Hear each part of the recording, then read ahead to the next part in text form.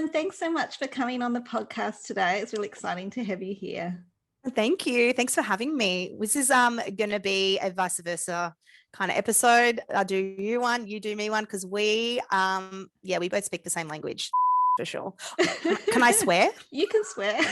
It's a bit late now.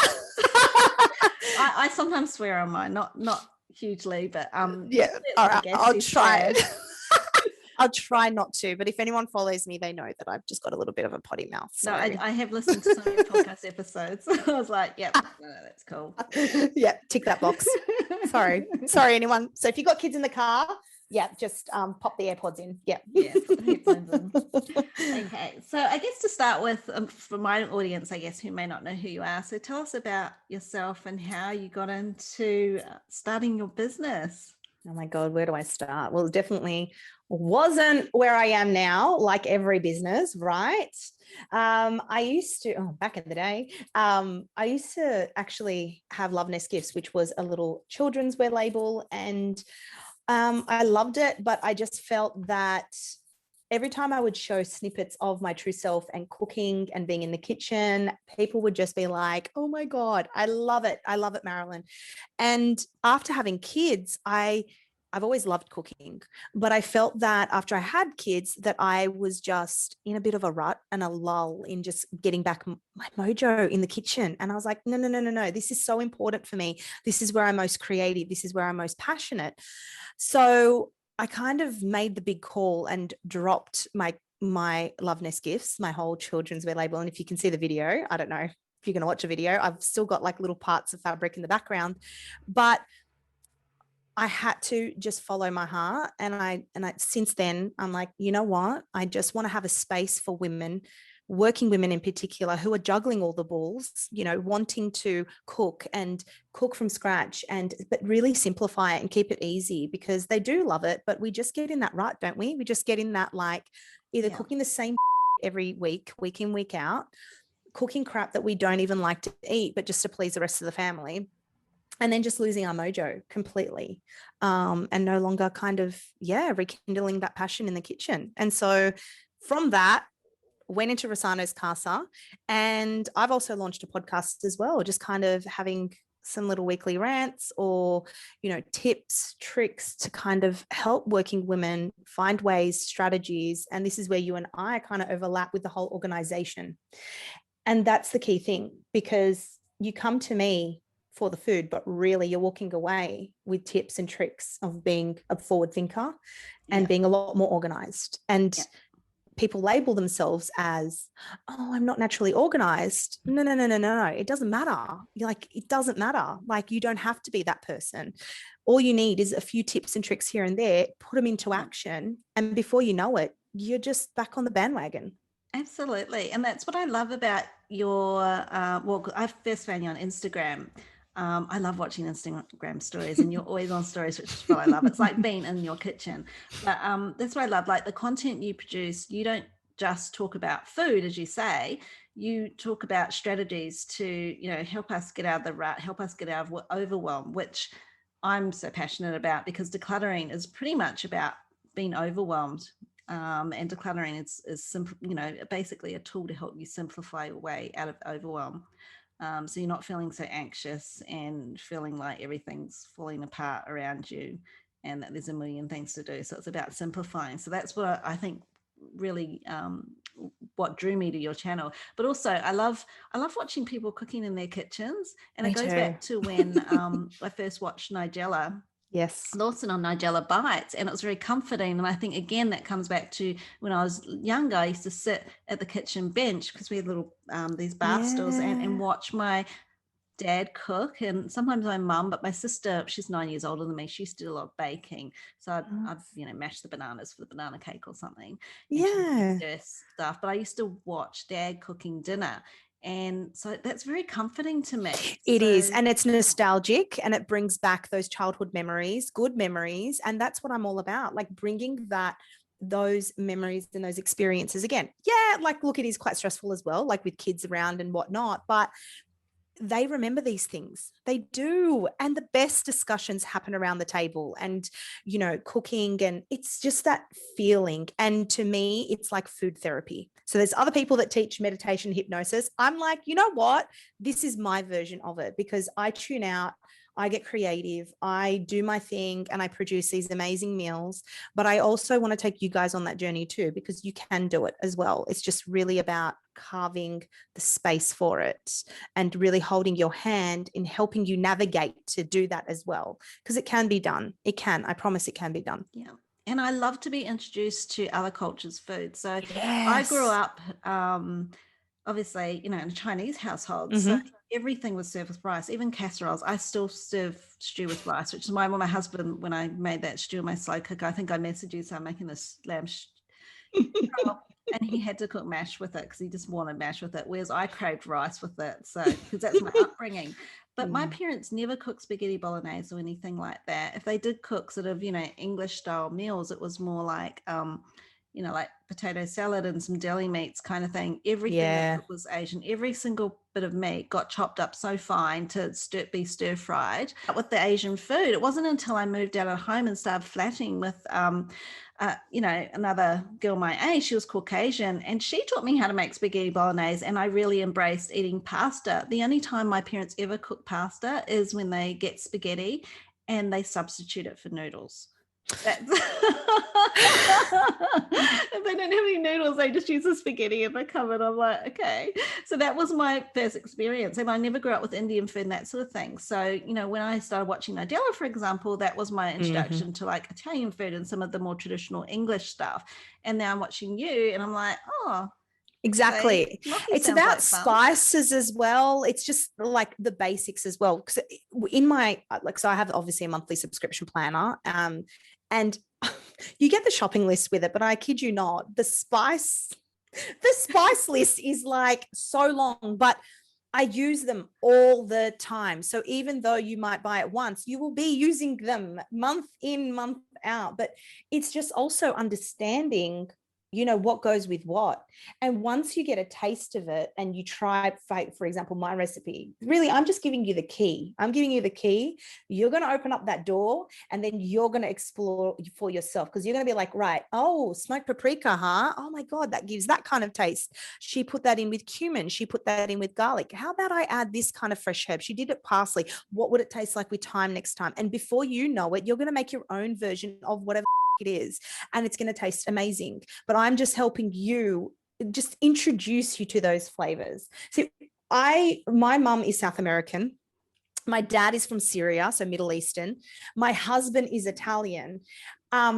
From Syria, a lot of the food where my dad's region is from is they're known for their food. It's very similar to Turkish food opposing to Lebanese food. But we know this, but a lot of the time people are Middle Eastern, it's all this. It's like, no. There's different spices. There's different ways. Even though you might call something kebab, different countries, like they might have their own version of it and different spices and vegetables and whatever it is. Same thing as my mum in South America. She's from Venezuela. However, Venezuela, people like, oh, it's just like Mexican food. It's like there's similar spices, but there's some things that Mexicans do their way that we don't do our way. But really infusing it, it's just about like making your own and exposing you to different cultures. That's the thing. And you know what, if you don't like coriander, you will know. I write it in my tips. I'm like, ditch it. Just ditch it. Who gives a shit? Replace it with parsley. And that's where that's where you find your own rhythm. And you're like, okay, I can cook it this way. Oh, it actually goes in the slow cooker as well. Like I can do it that way. It's just really about, that whole opening the door to just different cultures and flavors. That's what I really, really want to teach and help women with in particularly.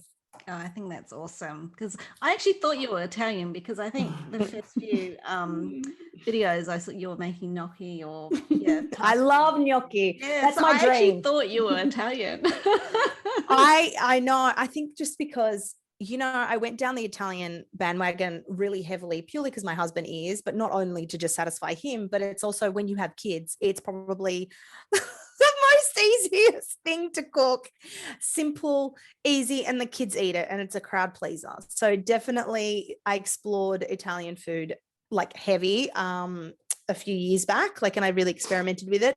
I definitely don't do things traditionally. And I'm sure, like, you know, once I start showing everyone my creations for gnocchi, the nonnas will be shaking their freaking head. But that's what it's about now, isn't it? It's just about infusing different cultures in different ways. And putting your own stamp on it and changing the things the way you like to have them. I'm sure my parents would cringe at some of the things that I've changed and some of the stuff they used to cook for me. You know, if they see what brand of sauce I'm using, or, you know, you know, I'm using microwave rice to make my fried rice. I'll be like, oh my God, I'm cringing. I actually haven't told them about that one, but some things are better left just unsaid, right? Let's not tell them everything. Yeah, but I think it's about, and I've got food intolerances. So for example, my husband and I both don't take well to spring onions. So I use red onion, which is a lot milder. And it still gives you that nice oniony taste, but it's not as harsh on our stomachs, for example. So sometimes you just need to adapt. Exactly. And it's nice to put your own stamp on things, I think. Yeah, exactly. And you know what? Sometimes a different perspective or an ingredient can just elevate a dish, like on another level, that you're just like, oh my God, I learned something. That's just, we learn from each other. Yeah.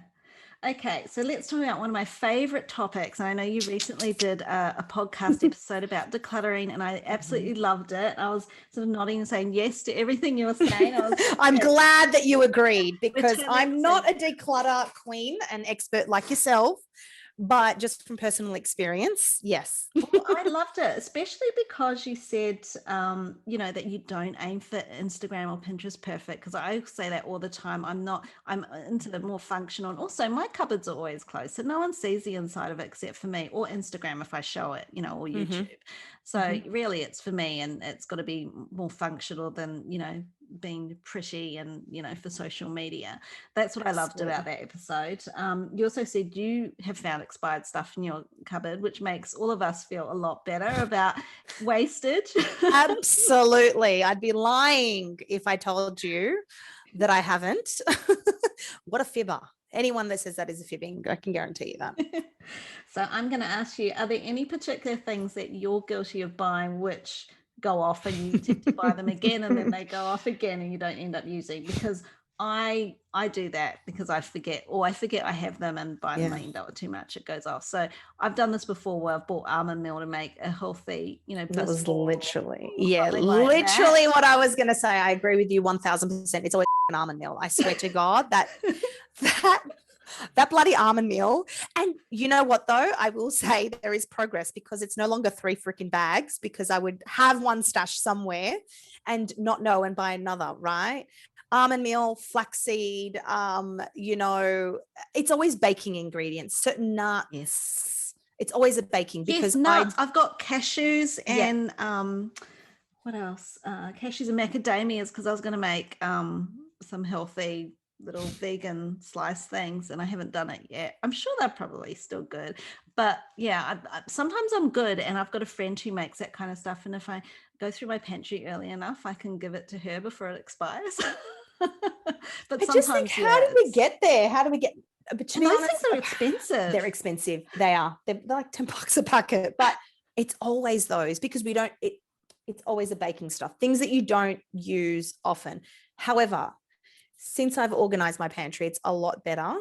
And I will have a look at what I have every now and then when I give a wipe down and be like, okay, how can I use this up?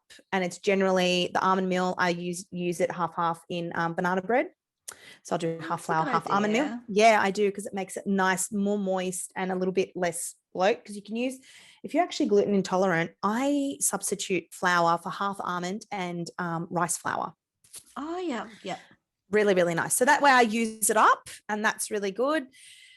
But apart from that, the nuts, then I'll just do a quick like muesli bar thing. Kids don't even freaking eat it, so I have to eat it. And I mean, now I think they don't eat it as well. And they got like, schools don't allow nuts as well, so that makes it a little bit harder. Otherwise, with nuts, sometimes I just dump them in a pesto.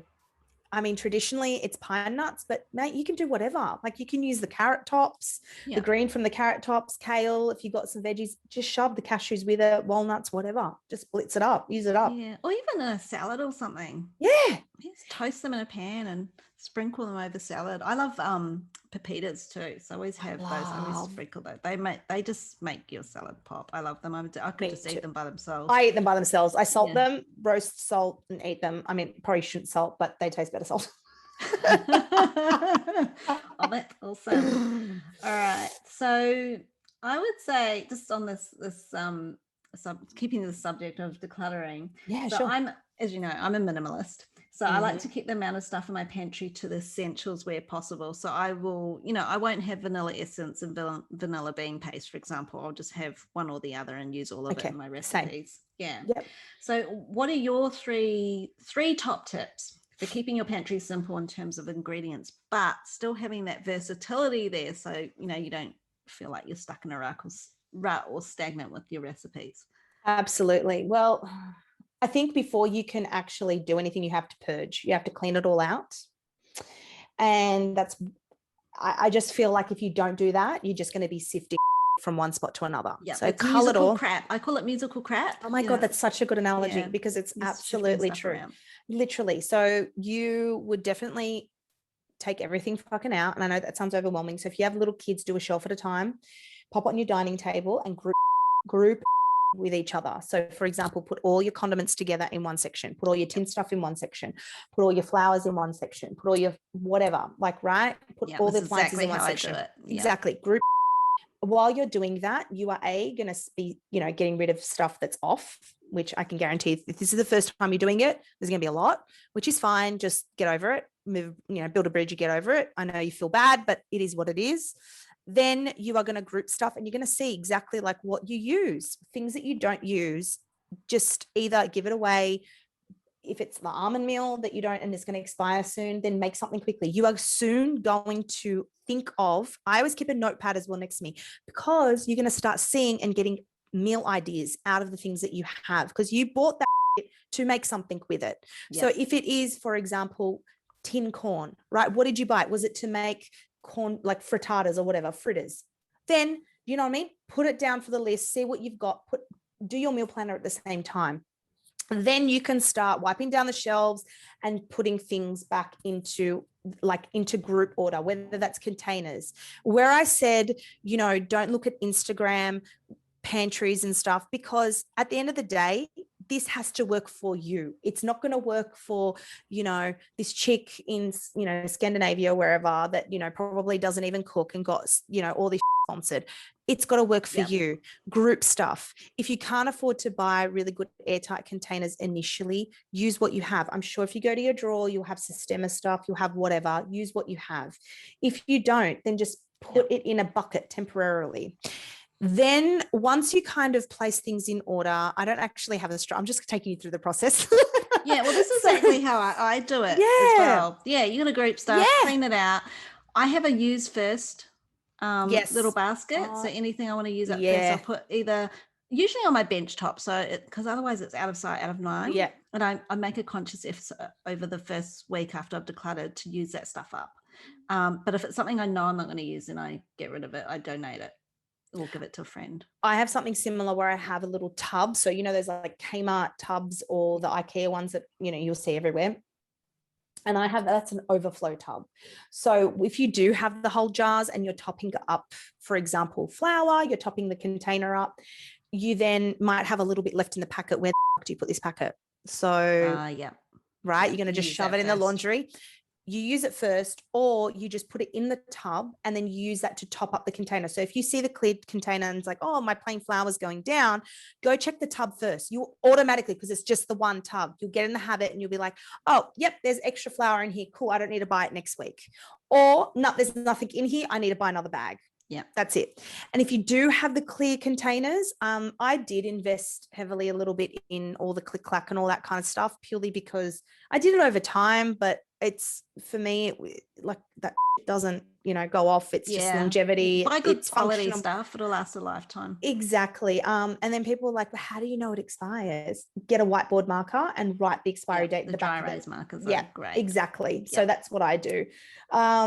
And yeah, so I mean, sorry, that wasn't very structured in ABC or 1, 2, 3, but No, that's exactly, the process that I recommend people follow. But do you have like certain ingredients you recommend if people are trying to keep their pantry minimal, like must-haves that would still allow you to have a versatile, meal Yeah, I repertoire? think, like for me, it's pearl couscous, and that's a good substitute for rice. Obviously, your rice, your pearl couscous. I mean, for me, I have risotto because risotto is always another dish that you can definitely whip up using up leftover veggies. So I always make sure there's risotto rice in the pantry, and I always do like a baked risotto as well.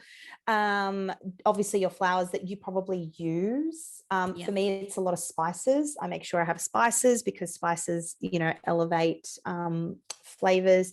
I always keep rice noodles as well, dry rice noodles, because I find that I can always whip up like a side salad, really quick and easy. Again, things that you can use to do, like to use a bulk of like maybe veg, fruit or veg or whatever it is that you've got in the fridge. So like a risotto, a soup. I always keep like stock. I mean, I make my own stock in the slow cooker, and that's another way of like using up veggies and whatnot. But I always keep maybe like a bottle of stock as well, because you can use that in the risotto, in a soup, using up whatever else you have. Tuna. I don't buy microwave rice that often, but I have. Yeah, that's probably another thing that I tend to kind of buy to do, to use that I don't generally resort to using, but I do know that that's really helpful, because you could just put that into, another rice salad or a side dish, or like, you always say you do your fried rice with that. And good quality oils, definitely good quality balsamic vinegar, good quality olive oil. Don't buy the cheap, nasty shit. It is not worth it. You definitely, yeah. So definitely the base ingredients. Don't buy the Woolies essential kind of. No. We always buy the good one. It lasts ages though. Yeah, I usually buy the big tin. I buy the big tin. Like Moro goes on sale every now and then, and then I'll just top up the jar. It's just a different taste to the dish. Like, if you're going to the effort to cook from scratch, you're saving money automatically. That's how you have to look at it. You're already saving the money by cooking from home. So why not invest in good quality ingredients? Good quality passata. I always have passata. That's another thing. Get the me too. Mutti brand, because 9 times out of 10 you can make a pasta dish. Yeah, as you're saying these things, I'm like, tick. The only thing you haven't committed me to try yet is couscous, and that's just because I've got tons of pasta and rice in my pantry still, and I need to use some of that up. You don't like the fine couscous, do you? You don't. It's a textural thing. Yeah, try the pearl, and you cook it literally the same ratio as you would rice, and it's beautiful, especially if you're doing like a stew or shanks. It's a really good substitute. It's different, and you can definitely add in, aromats or dry spices as well, just to take it next level. I like quinoa, so if I like quinoa, I'll probably like pearl couscous. Give it a go. Just give it a go. You don't like it, then I think my husband wouldn't mind it either. Yeah, and my daughter has couscous at daycare. I'm sure she does. She said kids love couscous, which I find so like unusual. Like the texture, they wouldn't. They would find weird, it very sandy, because my husband doesn't like the fine couscous if I just serve it on the side. But if I put the fine couscous and do it into a salad, so I'll put like grated carrots, some raisins. I think that's my problem. I've had it just by itself as like the base or the side. It's boring. Yeah. But I like quinoa, and I like quinoa in salad. So I'll probably, maybe if I had it in a salad, but I'll try the pearl couscous. That's a good tip. Yeah. But I love you're saying ingredients where, they're just already in the cupboard, so that, you've really got no excuse to get takeaway. It's probably quicker to whip up a quick tuna pasta, and I've done this before. Yeah, absolutely. Then drive to the shops and grab something, and so much more expensive to do that as well. And the thing is, like, I look at the takeaway and I think, my kids don't generally eat what I would eat at takeaway. You know what I mean? Like, they're not big on, like, my husband doesn't love Thai unless it's authentic, not like a takeaway shop one. So that wipes that off the list. Pizza, half pizzas are and after I kind of, did my whole like cookbook on the 2 ingredient dough, like, it's just 2 ingredients to do a dough. Like it's I mean, there is a bit, you can do it ahead of time. Like this, I'm not going to buy bases that taste like and bloat me, like ridiculously bloat me. Oh yeah, I hate those deep pan things that you get from like the Pizza Hut and stuff. That like that's if the I thing. get a pizza from somewhere, it has to be thin and crispy. Exactly. And then half the time, if you get it delivered, it's cold and it tastes like but you're just getting it because you know that unless it's a really good wood fire one, I just make it at home. 2 ingredients, done. Yeah, well, I don't eat a lot of pizza anyway because I'm lactose intolerant. So the cheese kind of makes pizza too. And my daughter, she's 5. She's an anomaly because what kid doesn't like pizza? Well, she doesn't like pizza. So, you know, if my husband and son want pizza on a Friday night, I'm kind of like, well, you guys get pizza because we're going to have something else. I'll make exactly. for us. Yeah, exactly. And then you end up making all this other shit, so you may as well just made one thing. Exactly. And really, we're just doing it to have a night off the kitchen. And then that's where I kind of am like, you know what? While you're making all the other dishes throughout the week, because you've planned them, I know people are like, planning. I'm telling you, it takes less effort to sit down, work out what you're going to make for the week, and then double or triple batch it. Because you know what? While you're already making that bolognese, do it in the slow cooker and double, triple batch it. Have it for that night and freeze another portion for the following week. Yeah. And that's you've what I done do with my stew. So I've got my slow cooker is the Breville one, and it's the 7 liters. It's like the rectangular. That's really good. Yeah, and it's fantastic because you can do like a whole lamb shoulder and stuff in it. It's fantastic. I love my girlfriend got your one. We recently did a podcast episode on slow cooker as well, and what you can do on it and tips and tricks there. But yeah, that's a really good one. The Sunbeam Seal and Sear, I think that's another one that came recommended to her. So if someone doesn't have a slow cooker, I like highly recommend getting it. It's that has our back, like, really. But you can't be one of those people that are doing school drop off, going to Woolies, thinking about what to cook, in and out of aisles, buying all the fucking specials, which are chocolate, and then coming home and then thinking about using a slow cooker because the boat sailed. Like, sorry, it's gone. You're going to do it the night, but at least the day before. Yeah.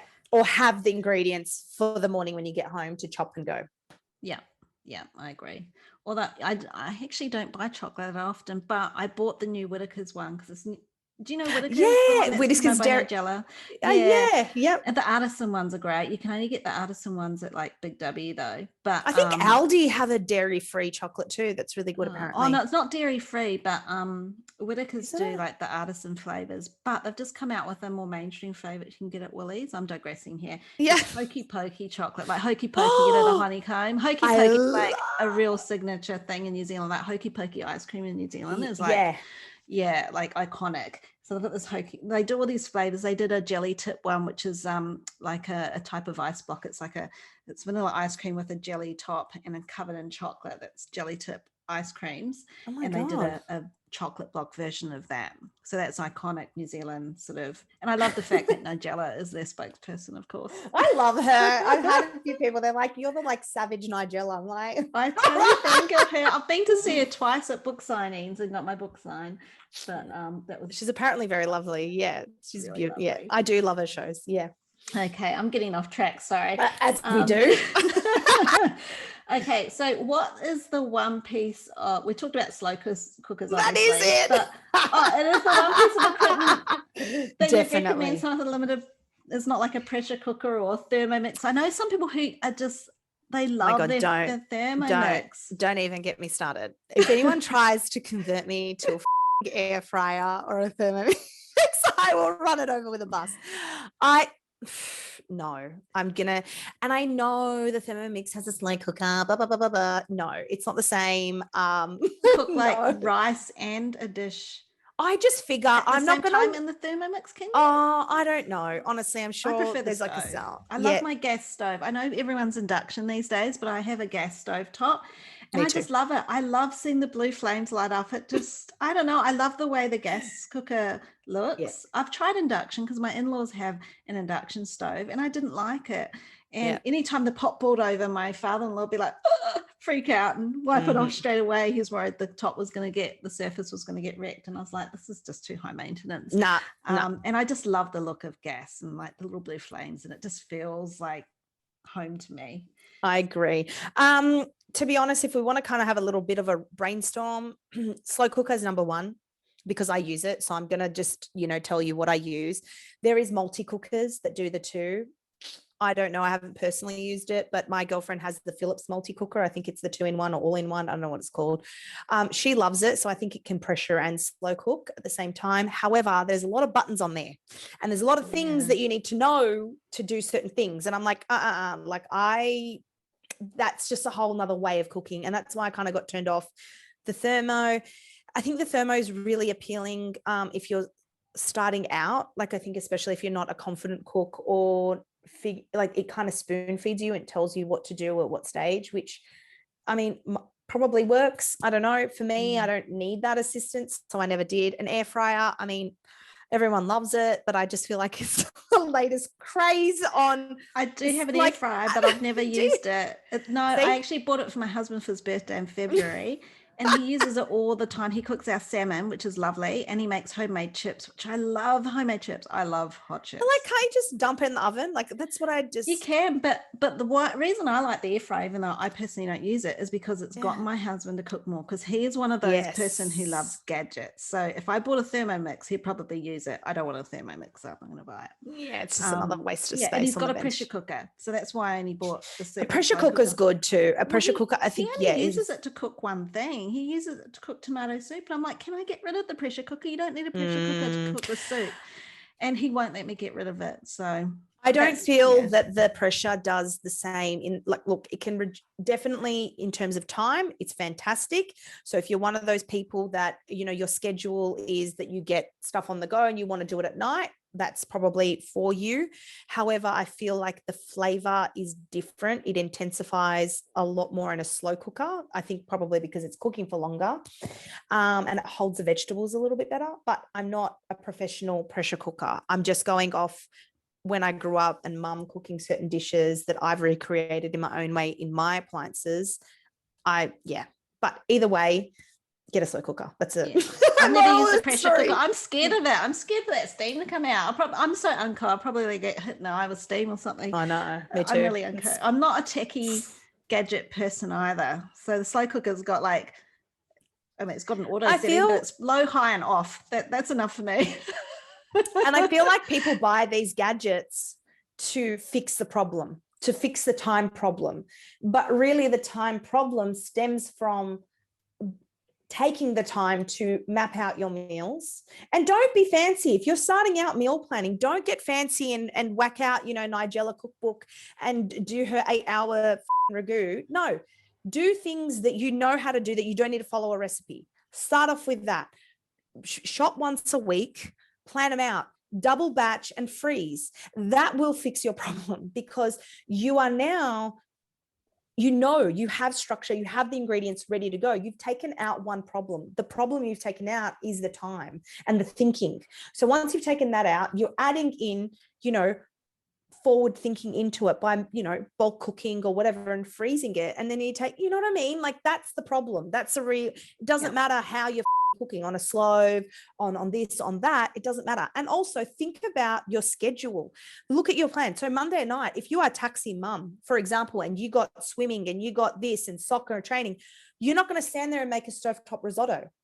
You're going to do something, make sure that something that you can chop maybe Sunday night or Monday morning quickly, dump in the slow cooker, and all you have to do is cook rice when you get home.